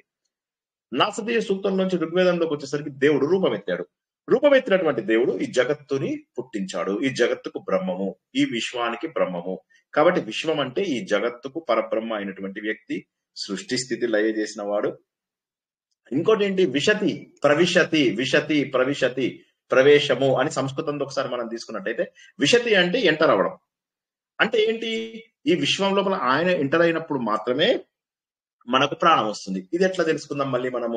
ఒక్కసారి మనము వ్యూహనారాయణులు నలుగురు తీసుకున్నాం మనం మొట్టమొదటి లోపల.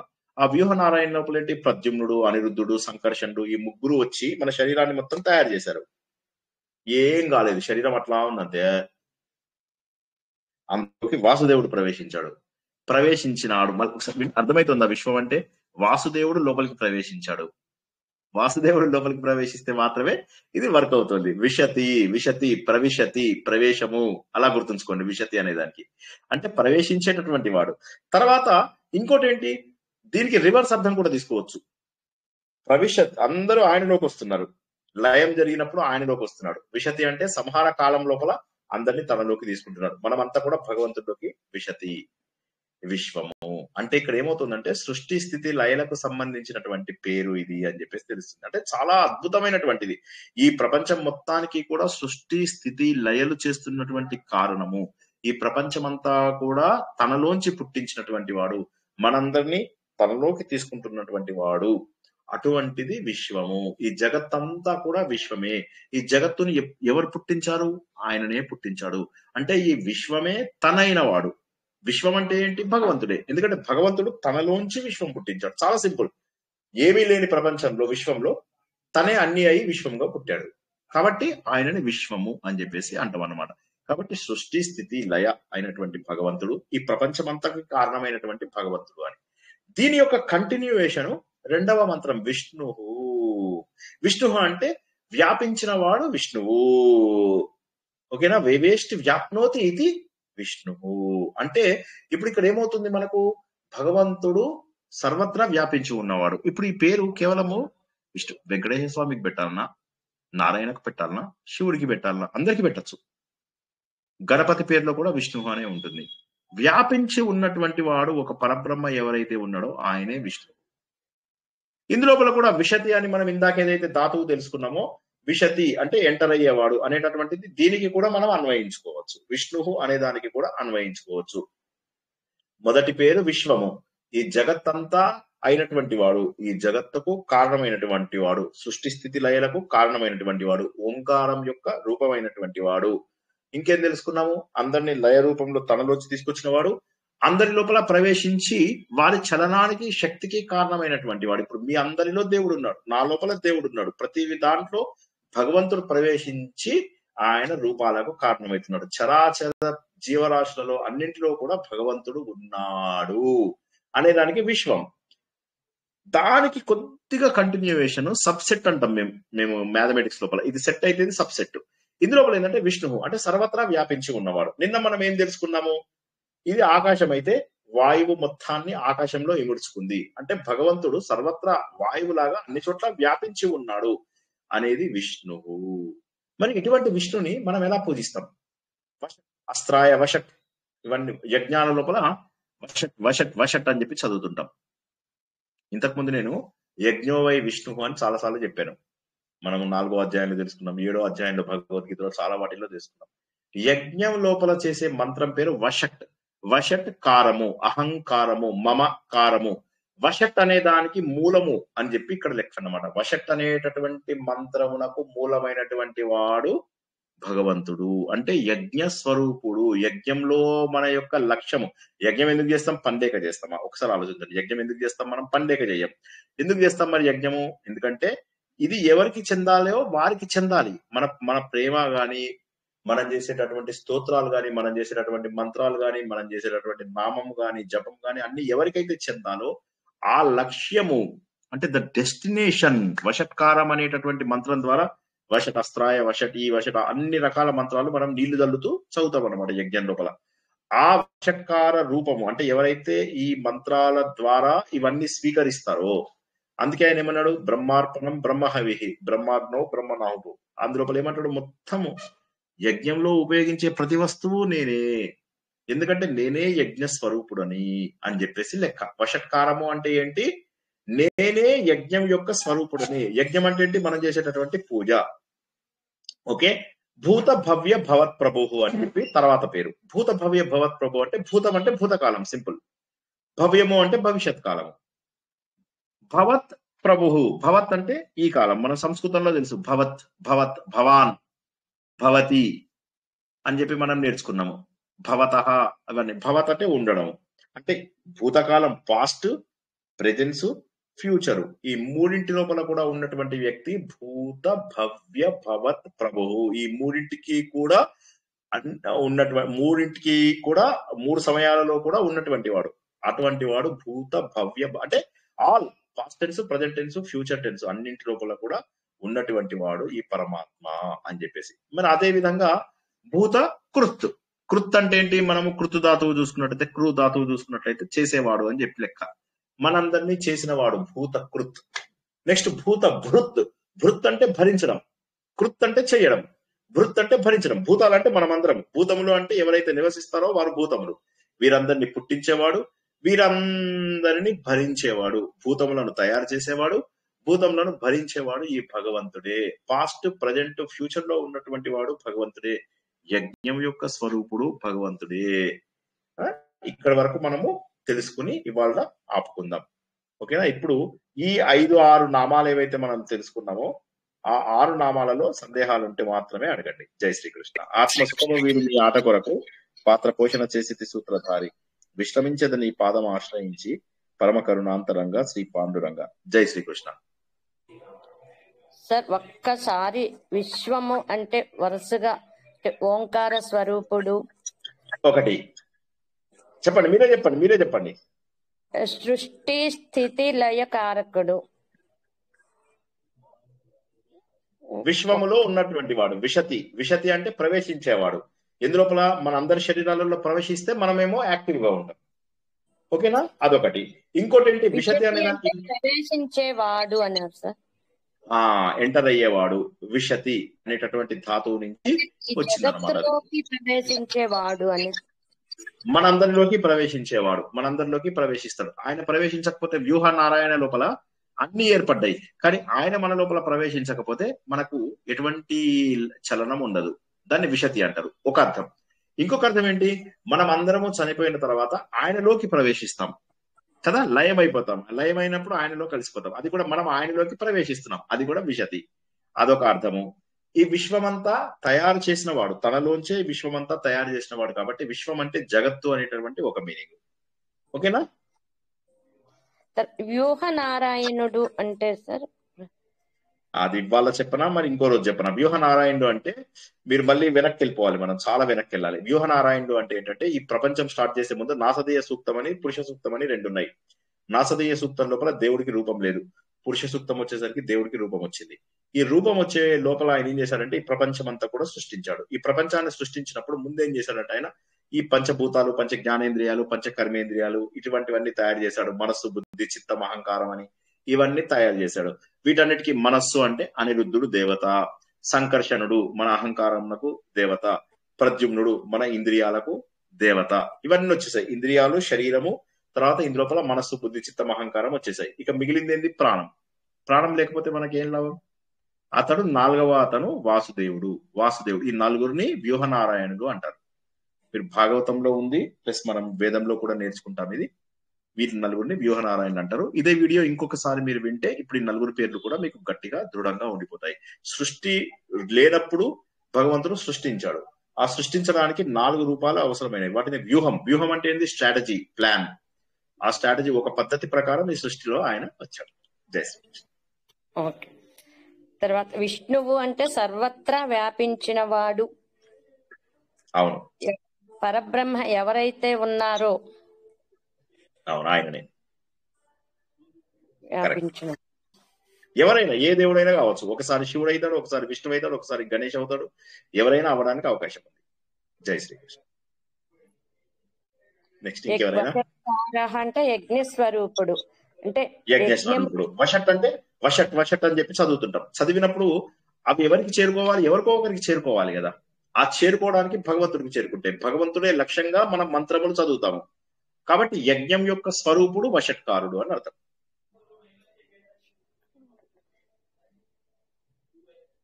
భగవంతుళ్ళు లయమైపోతారు అని అంటున్నారు కదా. భగవంతుళ్ళు లయమైపోతారు అని అంటున్నారు కదా. అవును. జ్ఞానం సంపాదించాక ముక్తి రావడమే లయం అవ్వడము అని అన్నారు కదండి. లయం అవడం వేరు, ముక్తి రావడం వేరు. లయం అవడం అంటే ఏమవుతుంది? భగవంతుడి లోపల అల్టిమేట్లీ మనం కలిసిపోతాం. ఎప్పుడు కలిసిపోతామో? మోక్షం వచ్చినప్పుడు. అయితే మరణించినప్పుడు మీరు ఎక్కడ ఉంటారు? ఉదాహరణకి ఒక చిన్న ఎగ్జాంపుల్ చెప్తాను. కుండలో నీళ్లున్నాయి, నదిలోంచి తీసుకున్నాం. నదిలోంచి తీసుకున్నప్పుడు ఆ కుండ అనేటటువంటి శరీరంలో నీళ్లున్నాయి. కుండ పట్టుమని ఎవరో కొట్టారు, పగిలిపోయింది. శరీరం వెళ్ళిపోయి మళ్ళీ నీళ్ళలోనే కలిసిపోయింది. అది ముక్తి కాదు. మళ్ళీ జన్మ వస్తుంది. అది ముక్తి కాదు, దేహాన్ని వదిలేయడం. దేహాన్ని వదిలేయడాన్ని లయం అంటారు. ఆ సమయంలో మనం మళ్ళీ భగవంతుల్లోనే కలిసిపోతాం. ముక్తి అంటే ఏంటంటే మళ్ళొకసారి జన్మ రాకుండా ఉండడం అన్నమాట. ఇంకొకసారి జన్మ రాదు, పుట్టుక పెరగడం లాంటివి ఉండవు అన్నమాట. జై Srikrishna. Next question, last question. ఇంకొక 1 minute టైం ఉంది. ఎవరికైనా అర్థం కాని వాళ్ళు. భూత భవ్య భవత్ ప్రభు అర్థమైందా అందరికి? భూతం అంటే పాస్ట్ టెన్స్, భూతకాలం. భవ్యం అంటే భవిష్యత్తు, ఫ్యూచర్ టెన్స్. భవత్ ప్రభు, భవత్ అంటే భవత్, ఈ కాలం. అందుకే ఇక్కడ ఏంటి? ఆమె ఉన్నది, ఈమె ఉన్నాడు, ఈ భవ అని చెప్తుంటాం కదా మనము. భవతి భిక్షాంది, భవతి అంటే ఇప్పుడున్న వ్యక్తుల గురించి మనం మాట్లాడేదాన్ని భవత్ అని అంటాం. సంస్కృతం నేర్చుకుంటున్న వాళ్ళందరూ అది గుర్తుపడి. ఈ మూడింటికి కూడా ప్రభు అయినటువంటి వాడు. ప్రెసెంట్ ఈ మూడింటికి కూడా ప్రభు అయినటువంటి వాడు ఆయన. ప్రభు, ఈ మూడింటికి ప్రభువు. తర్వాత పేరులో ఏం తెలుసుకున్నాం మనము? భూతములన్నింటినీ తయారు చేసేవాడు. క్రు అనే ధాతువు నుంచి మనకు కృత్ అని వచ్చింది. అవునా? కరోతి అని చెప్పేసి అనుకుంటాం కదా. కరోతి, కుర్వంతి, వాటి ధాతువు ఏదైతే ఉన్నదో అది కృత్. ఓకే. తర్వాత వచ్చేది భృత్ అంటే భరించడం. భర్త, భరించువాడు. ఈ ప్రపంచమంతటికి కూడా భర్త, భరించువాడు ఆయన. భృత్, ఈ భూతములన్నింటినీ భరించేటటువంటి భర్త. భూత కృత్తు అంటే మనందరినీ పుట్టించాడు, మనందరినీ భరిస్తున్నాడు, పోషిస్తున్నాడు. ఇక్కడతో ఆపుకుందాం. ఇంకేమన్నా వెళ్ళలేదు మనం, ఇంకా వెళ్ళలేదు. ఇంకా భూతాత్మ, భూత భావన వెళ్ళలేదు మనం ఇంకా. Okay, next. ఈ 5-6 నామములలో ప్రశ్నలు ఉన్న వాళ్ళు అడగండి. రేపు మళ్ళీ సంస్కృతం క్లాస్ ఉండే ఛాన్స్ ఉంది. ఉపసర్గల యొక్క కంటిన్యూయేషన్ మనం తెలుసుకుంటాము. కొద్దిగా పాస్ట్ క్లాసెస్ ఒకసారి చూసుకొని రండి. రేపు ఖచ్చితంగా ఉపసర్గలో ఒక 15-20 నిమిషాలు నేను క్లాస్ తీసుకునే అవకాశం ఉంది. ఇంకెవరికైనా లాస్ట్ మినిట్ క్వశ్చన్ ఉంటే అడగండి, లేకపోతే వాళ్ళకి ముగించుకుందాం.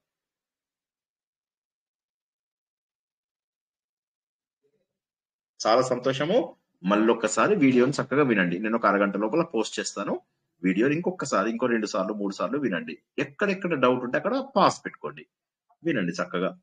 9 తర్వాత ఏ రోజు కూడా మీరు టైం వేస్ట్ చేయకూడదు. నైట్ టైం 9 o'clock మీకు ఉన్నది ఒకటే టైం, దేవుడి టైము. ఆ దేవుడి టైం ని ఉపయోగించుకోండి. ఆ టైంలో శ్రీనివాస్ గారు క్లాస్ తీసుకోవట్లేదు, ఇవాళ సినిమా చూద్దామని చూడకండి. అంటే సినిమాలు చూడండి, వేరే టైంలో చూడండి. సినిమాలు వద్దని నేను అనను, నేనే బోల్డ్ అని సినిమాలు చూస్తాను. కానీ ఈ సమయంలో మాత్రం 9 నుంచి 10 వరకు, 11 వరకు మాత్రము కేవలం దేవుడి విషయాలు మాత్రమే వినండి. దేవుడి విషయాలు మాత్రమే ఆలోచించండి. దేవుడి విషయాల గురించి మాత్రమే మీరు ఏ పని చేసినా. ఎందుకంటే ఈ సమయం మాత్రమే మీకోసం మీరు పెట్టుకునేటటువంటి సమయము. ఈ సమయంలో అనవసరమైన విషయాలని మీరు ఆలోచించకుండా ప్రశాంతంగా ఉండండి. నా క్లాస్ లేని రోజు కూడా నేను ఇంకా కూడా యాత్రలోనే ఉన్నాను. ఇవాళ మేము ఇక్కడ బయలుదేరి రేపు మళ్ళీ వేరే ఊరు వెళ్తాము. సో కొద్దిగా నా సమయాన్ని బట్టి రేపు కూడా క్లాస్ తీసుకోవడానికి ప్రయత్నం చేస్తాను. ఈ రోజు ఎక్కడ ఉన్నారు సార్? ఇప్పుడు చిత్రకూట్లో ఉన్నానండి. ఇంకా ఎంత ఉందో దూరం మా హైదరాబాద్ కు? చాలా దూరం, 1200 కిలోమీటర్ల పై మాటే. మళ్ళా మధ్యలో ఉంటారు రోజు మళ్ళా. రేపు ఒకసారి చెప్తాను, నేను జబల్పూర్కి వెళ్తాను. రేపు జబల్పూర్ నుంచి చెప్తాను. ఓకేనా? ఓకే, అందరికి కూడా మరోసారి కృతజ్ఞతలు. ఇంకెవరికైనా ఏమన్నా లాస్ట్ ఈ చెప్పిన పేర్లలో గాని మంత్రం ఒకసారి ఇంకొకసారి మళ్ళీ అడగద్దు. ఇవాళ ఈ వీడియోని చాలా సార్లు వినండి. నామము, జపము, స్తోత్రము, మంత్రము ఇవి చూసిన తర్వాత మీరు లైఫ్ లో ఎప్పుడు తప్పు చేయరు. ఎప్పుడు తప్పు చేయరు. ఈ 4ంటికి జపము, మంత్రము, నామము, స్తోత్రము ఇవి ఒకసారి జాగ్రత్తగా చూసుకొని నామము, జపము, స్తోత్రము చేసుకుంటా ఉండండి. వీలైనన్ని సార్లు చేసుకోండి. చక్కగా విష్ణు సహస్రనామం చదువుకోండి, ఆమె రాగిని నేర్పించింది. అలాగే లలిత సహస్రనామము ఆవిడ నేర్పిస్తున్నది ఆల్రెడీ, అందులో నేర్చుకోండి. సరైనటువంటి ఉచ్చారణతోటి చక్కగా కొన్ని రోజుల పాటు ప్రాక్టీస్ చేయండి. ఆ తర్వాత మానసికంగా చేసుకోండి. భగవద్గీత 12-15 అధ్యాయాలు మనకు ఆల్రెడీ ఇవి నేర్పించింది సంగీత. ఇంకా తర్వాత కూడా మళ్ళీ మీరు ఆవిడ ఇంకా ఇప్పుడు మళ్ళీ కొన్ని రోజుల్లో 12-15లోకి వచ్చినప్పుడు మళ్ళీ నేర్చుకోండి. సరైన ఉచ్చారణతో 20-20 శ్లోకాలు 10 నిమిషాలు 15 నిమిషాలు పడుతుంది అంతే. ఓకేనా? మరోసారి మళ్ళొకసారి గుర్తుంచుకోండి, ఈ 3 మాత్రము ఈ 3 లలిత అన్నిటికంటే గొప్పది, రెండవది విష్ణు సహస్రనామం చాలా గొప్పది, మూడోది భగవద్గీత 12-15 చాలా. ఈ 3ంటిని మాత్రం ఏదో ఒకటి ఖచ్చితంగా రోజు చెయ్యండి. ఇది నామంగాను, జపంగాను, స్తోత్రంగా ఎలా అయినా చేయొచ్చు అని చెప్తున్నాడు ఆయన. మనస్సుతోటి, వాక్కుతోటి, కాయంతోటి ఎలా చేసినా సరే. మీరు పూజ చేయాలనిపించింది చేయండి. విష్ణవే నమః, ఓం మధుసూదనాయ అందులో ఉన్న మంత్రాలు తీసుకొని చదువుకుంటూ పువ్వులు వేసుకోండి, అర్చన చేయండి. ఏదైనా మీరు ఎలా అయినా చేయొచ్చు విష్ణు సహస్రనామాన్ని. It's that easy and that simple too. Okay, జై శ్రీకృష్ణ. నేను ఇంకా పడుకుంటాను, మళ్ళీ రేపు పొద్దునే వెళ్ళాలి. ఇంకెవరికైనా ప్రశ్న ఉంటే మాత్రం నేను తీసుకుంటాను, ఒక్క ప్రశ్న తీసుకుంటాను, లేకపోతే వదిలేద్దాం.